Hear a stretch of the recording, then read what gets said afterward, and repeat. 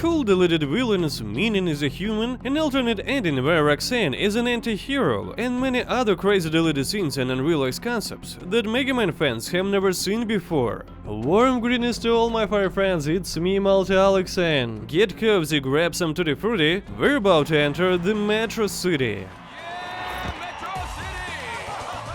When Megamind defeated Metroman, he became melancholy, and his life became empty. In order to cheer up his friend, the Minion offers to kidnap Roxanne, but he rejects this idea because without Metroman, it no longer makes any sense.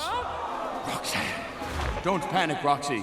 I'm on my way. After that, the Minion leaves his friends alone, and the next shot shows Megamind in his pajamas watching Roxanne's program. Interestingly, between these two shots, there was supposed to be another scene called the Toothbrush, whose main point was to demonstrate that Megamind continues to remember and grieve for his former enemy. He misses their fights. At one point, he even pretends that Metroman is hanging him in the air, just as if he'd cut him again.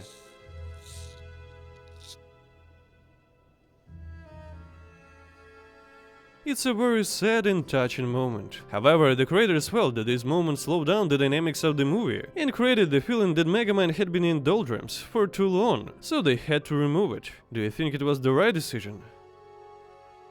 Not many people know that the scene in the car where Megamind meets Minion for the first time has its own alternative version. Work sending me the watch, Minion. You got it, boss.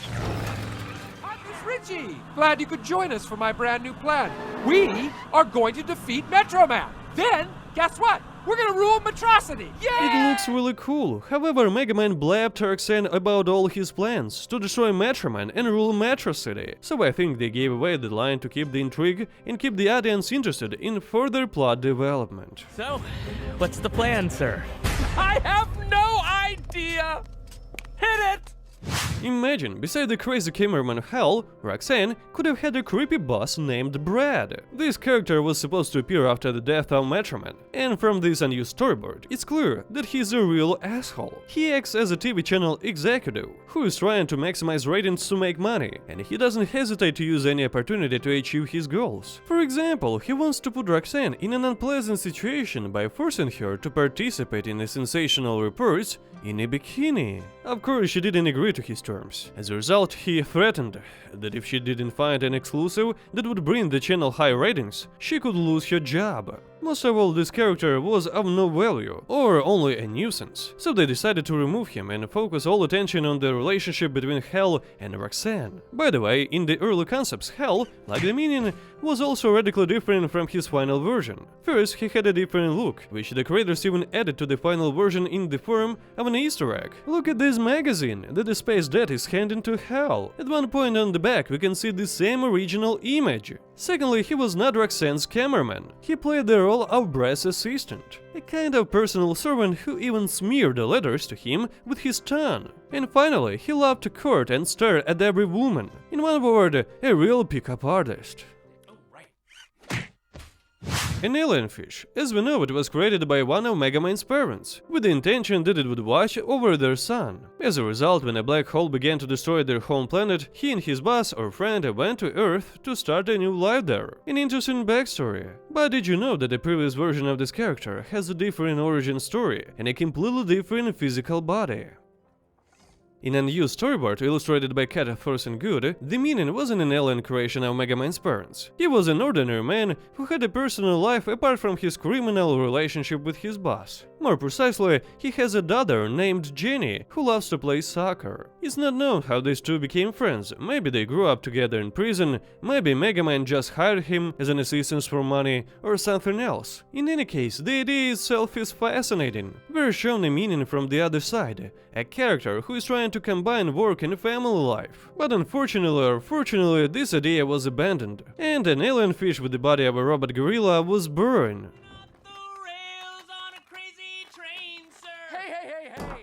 While Megamind was depressed, he created several other villains besides Titan. This was a special legion called the Doom Syndicate, which according to the art book, supported criminal activity while Megamind carried out his plans. There were a lot of character ideas in the first concepts, but only 3 characters made it to final approval. The first one was Psychedelic, a hallucinatory fur-clad skeleton who likes to disappear in a cloud of ominous purple smoke. The second was called the Destruction Worker, who tears things apart with his muscle power and metal jackhammers. And the last one was Hot Flash, a hot-tempered girl with literally flaming hair who can shoot fireballs. According to production designer David James, she was supposed to be Hal's girlfriend.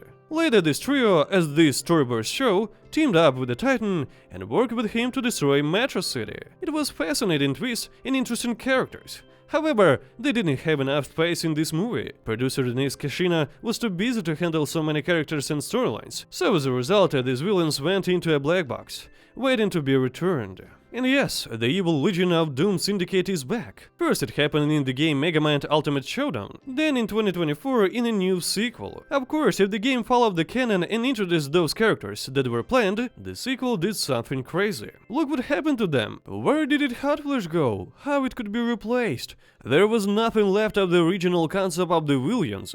They changed everything. Needless to say, this is probably the worst sequel I've seen in recent years. In the scene where Megamind is melting with his parents, his father says, "You are destined for..." and the last word is interrupted by the capsule door closing. Did you know that in the original trailer, this moment was not interrupted, and the father said, "You are destined for greatness." That was a lot of expectation to place on an 8-day-old. By removing one single word, they changed the whole story and emphasized the main moral of the movie about believing in yourself and the ability to change your life path. Without it, Megamind has a choice to be a criminal or a hero. His fate depends on his own decisions and actions. The thing about bad guys, they always lose. Continuing with the theme of alternate scenes, there's one version that changes how Megamind asks Roxanne for help to stop Titan. Unlike the final version, where he comes to her house on her territory and asks for help, calling her the smartest person, Because you're the smartest person I know. in the alternate scene, he forces Roxanne onto his megaship and asks for help only because there is no other choice. Casting the final version, where Megamind is able to change his beliefs and recognize Roxanne as an equal partner, could indeed indicate he is developing as a character. Therefore, there is no doubt they did the right thing by changing the original concept of the scene. Okay, how can I help? We need to find answers. The next twist was about the unbeatable first defender of the Metro City. That's right. That's right. That's right. According to the initial concepts, Metro Man decided to retire not because he was tired of being a hero and had no choice, but because over time he was no longer valued as a hero. This is emphasized in the Megamind novel, as well as in the unused storyboard that shows a day in the life of Metro Man. He works hard to protect the citizens of Metro City, but in return they don't show much gratitude for it, or value his time. Hey, Metro City. Hey. For example, by asking him to help them open a jar of cucumbers. I can understand how he feels. Sometimes you put a lot of effort into a new video, and then someone forgets to write a comment or put a tiny like. Anyway, the story about the loss of recognition and support could have added more complexity to this character, and emphasized his feelings. I realized that such a reason doesn't show the morality of the choice, although they could have added it as one of the reasons why he left. In fact, they did so in the simplified retelling of the Megamind novel, but unfortunately they didn't add this idea to the final version of the movie. Metro Man was finally dead. And Music Man was born. Music Man? Another small alternative scene that reveals Hal from a completely different perspective is the moment when Roxy refuses to participate in his private party. In the final version he says, What's wrong with me? Renting a bouncy house? Chicks don't like bouncy houses, they like clowns. Ow. in the alternative scene he says something completely different. What's wrong with her? Why don't you let me?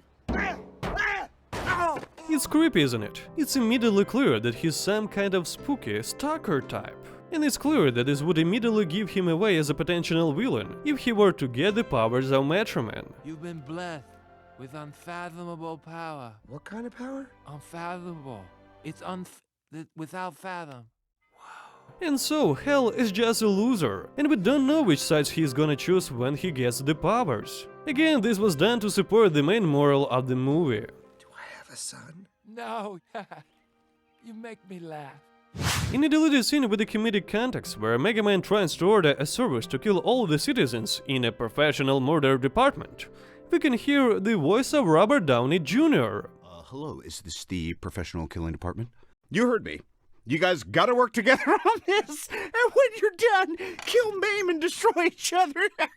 It's a little known fact that at the very beginning, our favorite Iron Man was the first candidate for the role of Megamind. This is clear not only from this deleted scene, but also from the early design concept of this character, which had a mustache and beard similar to those worn by Robert at the time.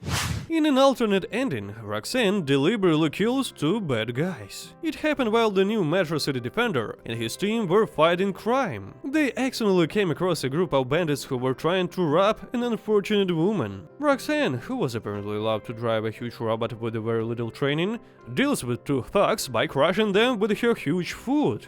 Seeing this, one can immediately understand why the creators didn't add this to the final version of the movie. By the way, this storyboard also shows that Minion has a new robot dog body, since the previous one was destroyed by Titan. What do you think about these deleted scenes in unrealized concepts? Do you think creators did the right thing cutting them? Leave a comment below. As always, don't forget to drink good water, give the video a fire like and an earthly repost, and my channel and every subscription. Also, I'd appreciate it if you could support me. It can be a Patreon subscription or just a donation. Thank you. It was MultiAlexson. See you in the next video.